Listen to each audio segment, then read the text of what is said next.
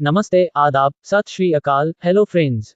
आप देख रहे हैं शाह टाइम्स, मैं हूं आसिफ खान।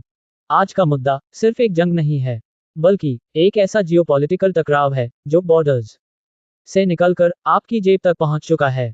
ईरान, इजराइल और अमेरिका के दरमियान बढ़ता तनाव अब सिर्फ मिसाइल, ड्रोन या मिलिट्री ऑपरेशन की खबर नहीं, बल्कि ग्लोबल ट्रेड, सप्लाई चेन और इकोनॉमी का मसला बन चुका है। थोड़ा ठहर कर सोचिए, अगर खाड़ी में जहाज रुकते हैं तो दिल्ली, मुंबई, मुजफ्फरनगर और आपके घर की रसोई क्यों प्रभावित होती है? यही है आज की हकीकत। सबसे पहले बात एनर्जी सेक्टर की। भारत अपनी जरूरत का लगभग 85% कच्चा तेल बाहर से इंपोर्ट करता है और उसमें बड़ा हिस्सा मिडिल ईस्ट से आता है।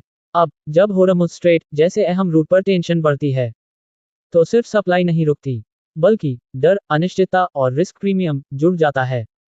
नतीजा, ऑयल प्राइस बढ़ते हैं, इंश्योरेंस कॉस्ट बढ़ती है और फ्रेट चार्ज आसमान छूने लगते हैं।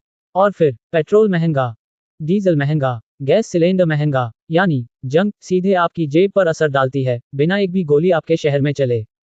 अब आते हैं इंडस्ट्री पर। सीमेंट, केमिकल, टेक्सटाइल, फर्टिलाइजर, ये सारे सेक्टर एनर्जी पर डिपेंड करते हैं।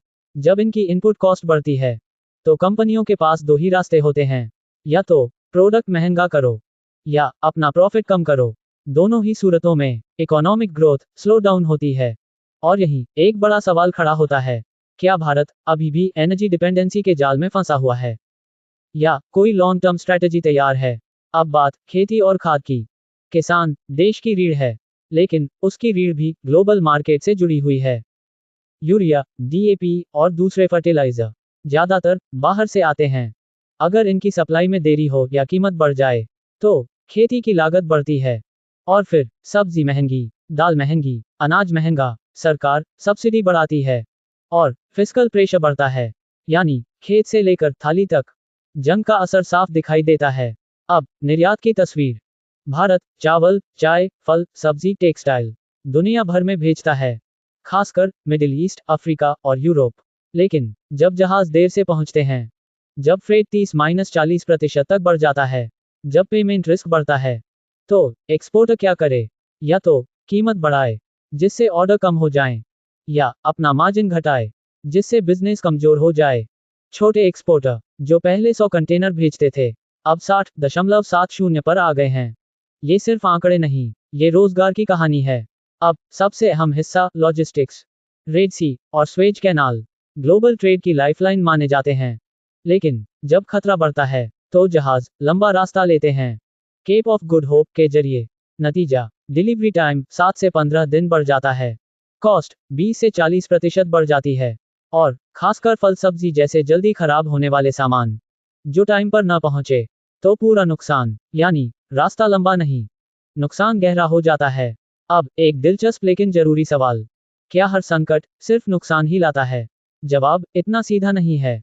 अगर भारत अपनी सप्लाई चेन डाइवर्सिफाई करे, रिन्यूएबल एनर्जी में निवेश बढ़ाए, नए मार्केट्स खोजे, तो यही संकट एक अवसर बन सकता है। लेकिन ये अगर बहुत बड़ा है, और इसी बीच ग्लोबल प्रतिस्पर्धा भी तेज हो रही है। चीन, वियतनाम, तुर्की, ये देश कम लागत, तेज सप्लाई और आक्रामक प्राइसिंग के साथ भारत के मार्केट शेयर को चुनौती दे रहे हैं। यानी जंग सिर्फ मिसाइल की नहीं, मार्केट की भी है। अब बात पॉलिसी की। भारत कई बार घरेलू महंगाई को कंट्रोल करने के लिए एक्सपोर्ट बैन या कंट्रोल लगाता है। शॉर्ट टर्म में राहत मिलती है, लेकिन लॉन्ग टर्म में ग्लोबल ट्रस्ट कमजोर होता है। तो सवाल यही है, क्या हम तुरंत राहत के लिए भविष्य का नुकसान कर रहे हैं? और आखिर में सबसे जरूरी बात, आप, मैं, हम सब इस पूरी कहानी में कहाँ खड़े हैं? जब आप पेट्रोल भरवाते हैं, जब आप सब्जी खरीदते हैं, जब गैस सिलेंडर महंगा होता है, तो समझ लीजिए कहीं दूर कोई जंग आपके खर्चे लिख रही है। तो दोस्तों, ईरान इजराइल टकराव सिर्फ एक रीजनल कॉन्फ्लिक्ट नहीं, ये ग्लोबल इकोनॉमिक वार है। और भारत के लिए सबसे बड़ा सवाल यही है, क्या हम हर बार सिर्फ रिएक्ट करेंगे, या एक मजबूत लॉन्ग टर्म स्ट्रैटेजी बनाएंगे? मैं हूं आसिफ खान, आप देख रहे थे शाह टाइम्स। जुड़े रहिए, क्योंकि खबरें सिर्फ बताई नहीं जाती, समझाई भी जाती हैं। धन्यवाद।